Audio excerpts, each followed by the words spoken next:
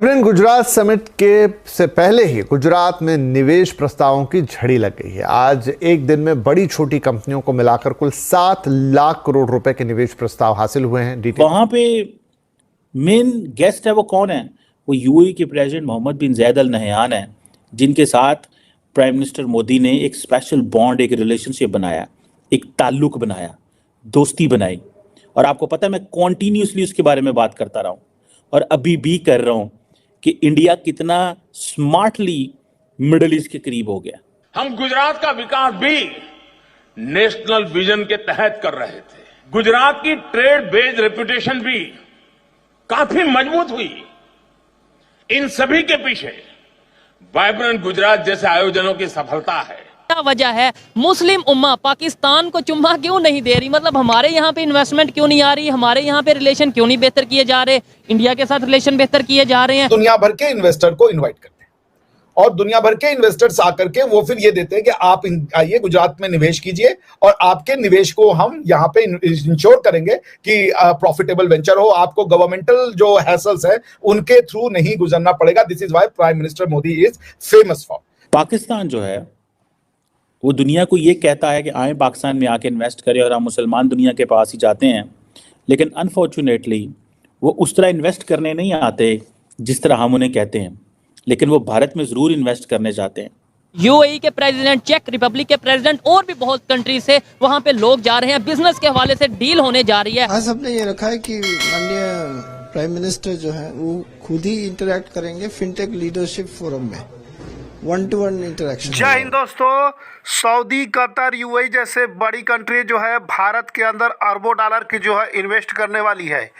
इस न्यूज़ को लेकर के पूरे पाकिस्तान के अंदर बिल्कुल हलचल समझ गया है कि आखिर में मुस्लिम कंट्री जो है इतनी बड़ी तादाद में जो है भारत के अंदर इतना इन्वेस्ट क्यों कर रही है। इसके लेकर के पूरे पाकिस्तान के जो है लोग हैरान हो चुके हैं कि एक यूएई जो है यूएई 86 बिलियन डॉलर का इन्वेस्टमेंट जो है गुजरात के अंदर करने वाला कंट्री है। ये देख करके पूरे पाकिस्तान के लोग हैरान हो चुके हैं कि आखिर में भारत को इतना रेफर क्यों किया जा रहा है। और वहीं पर बात करेंगे पाकिस्तान को, तो पाकिस्तान को कोई पूछ भी नहीं रहा है। इस तरह के हालात हो चुके हैं पाकिस्तान की।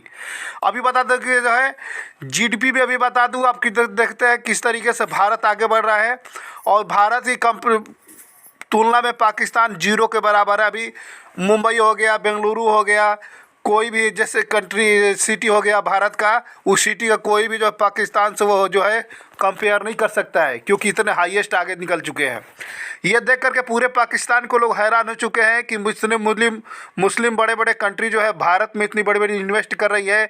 और वही बात करें पाकिस्तान की, तो पाकिस्तान को मुस्लिम होते हुए भी कोई उनके घास तक नहीं डाल रही है। अंदर भारत का जो शहर है गुजरात, जो कि भारत के वज़ीर आज़म नरेंद्र मोदी का स्टेट है, वहाँ एक समिट हो रही है और उस समिट के अंदर दुनिया के काफ़ी लीडर आ रहे हैं, जिसमें यूएई की लीडरशिप भी आ रही है, जिसमें चेक रिपब्लिक के प्राइम मिनिस्टर भी आ रहे हैं, मोज़म्बिक के प्रेसिडेंट भी आ रहे हैं। और समिट का नाम है वाइब्रेंट गुजरात 2024। और वहाँ पे जो मेन चीज़ है जिसको पाकिस्तान को समझना चाहिए, जो वहाँ पे मेन गेस्ट है वो कौन है? वो यूएई के प्रेसिडेंट मोहम्मद बिन जायद अल नहयान है, जिनके साथ प्राइम मिनिस्टर मोदी ने एक स्पेशल बॉन्ड, एक रिलेशनशिप बनाया, एक ताल्लुक बनाया, दोस्ती बनाई। और आपको पता है मैं कॉन्टिन्यूसली उसके बारे में बात करता रहा हूँ और अभी भी कर रहा हूँ कि इंडिया कितना स्मार्टली मिडिल ईस्ट के करीब हो गया। और हम जाते रहे हर 5 साल बाद, हर 3 साल, पहले हम 5 साल बाद जाते थे मिडिल ईस्टर्न दोस्तों के पास और कहते थे साढ़े हालात बड़े ख़राब ने, पिछली हुकूमत कुछ नहीं छोड़ के गई, 2-3 अरब डॉलर हमारे बैंक अकाउंट में डालें। फिर अब हमने हर साल जाना शुरू कर दिया। अभी वो कहने ठीक है आएँ आप, हम आपको प्लान लेके हम आपको इन्वेस्टमेंट करके देते हैं, पैसों की तो बात ही ना करें, एड ना मांगें, खैरात ना मांगें, आएँ इन्वेस्टमेंट प्लान लेके। आप पाकिस्तान उनके पास इन्वेस्टमेंट प्लान लेके गया है, हमने MOU साइन कर दिए हैं, लेकिन अभी तक वो कुछ चीज़ बन नहीं रही। जाहिर बात है उसमें बहुत सारी चीज़ें शायद बैक डोर में चीज़ें हो रही होती हैं।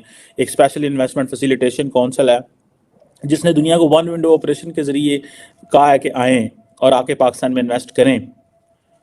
एक अच्छा इनिशिएटिव है, लेकिन जाहिर बात है उसको कोई लंबी चौड़ी पॉलिटिकल क्लास की बैकिंग नहीं है। पॉलिटिकल क्लास इस वक्त बाहर बैठी हुई है, इलेक्शन खेल रही है किसी के ऊपर केस है, किसी को अंदर है, कोई खुश है, कोई बाहर है, तो लिहाजा वो चीज़ नज़र नहीं आ रही उस तरह।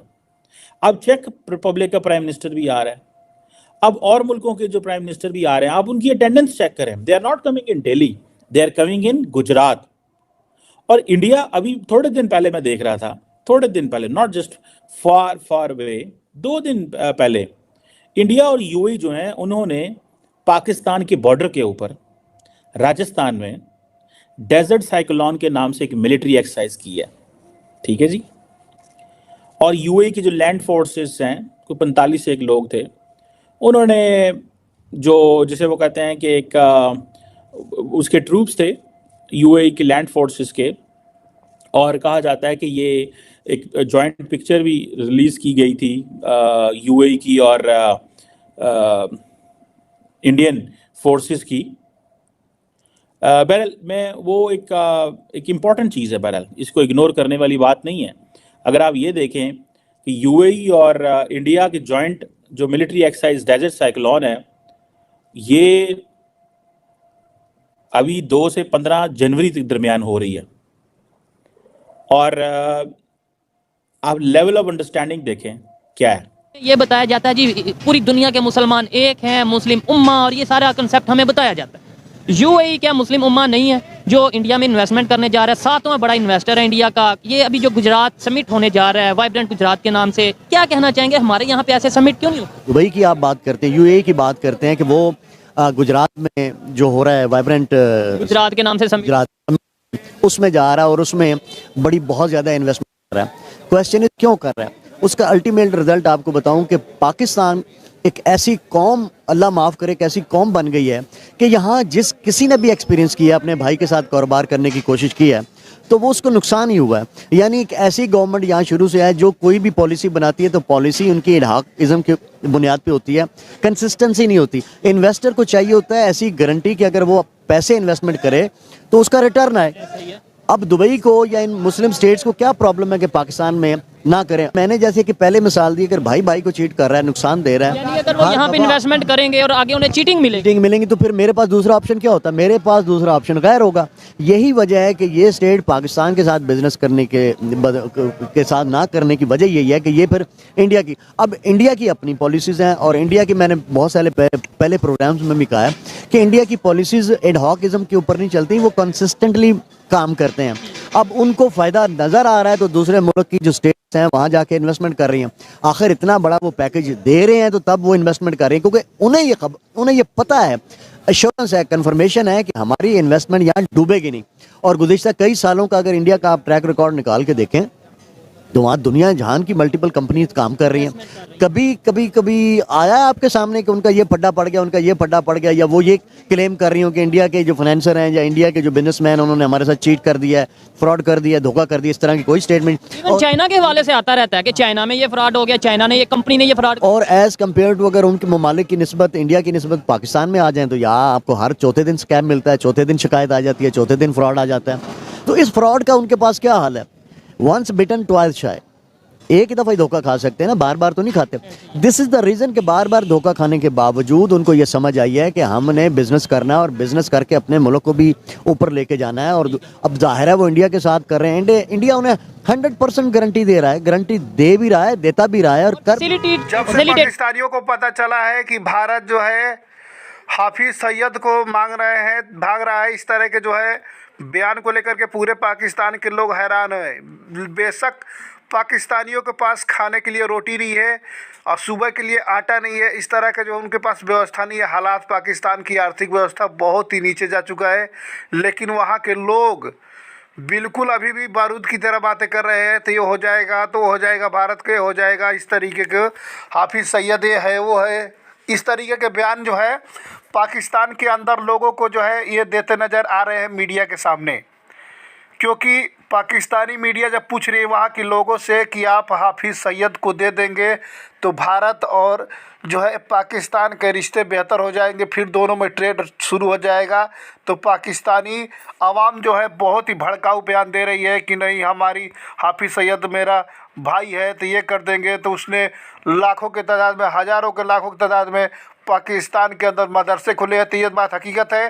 पाकिस्तान के अंदर जो है 99% जो लोग हैं बच्चे पढ़े हुए लिखे हुए हैं वो जो है मदरसे में पढ़े लिखे हुए हैं। स्कूल से ज़्यादा मदरसे हैं पाकिस्तान के अंदर। इस तरह के बयानबाजी नज़र करते आ रहे हैं पाकिस्तान के लोग मीडिया के सामने। जब वहाँ की मीडिया इस बात को लेकर पूछ रही है कि क्यों ना हम लोग हाफिज़ सईद को भारत के सौंप दे और भारत और पाकिस्तान का रिश्ता बेहतर हो जाए, इसको लेकर के पाकिस्तान लोग जो जाहिल टाइप के जो मदरसे में पड़े हुए उसकी सोच को लेकर वो बिल्कुल भड़क जा रहे हैं। बोल रहे हैं कि नहीं ऐसा नहीं कर सकते। भारत ने भी एक ऐलान किया है कि हम हाफिज़ सईद को जो है ड्रोन स्ट्राइक से मार गिराएंगे। इसके लेकर के पाकिस्तानी लोग बहुत ही ज़्यादा हैरान हो चुके हैं इस बात को लेकर के।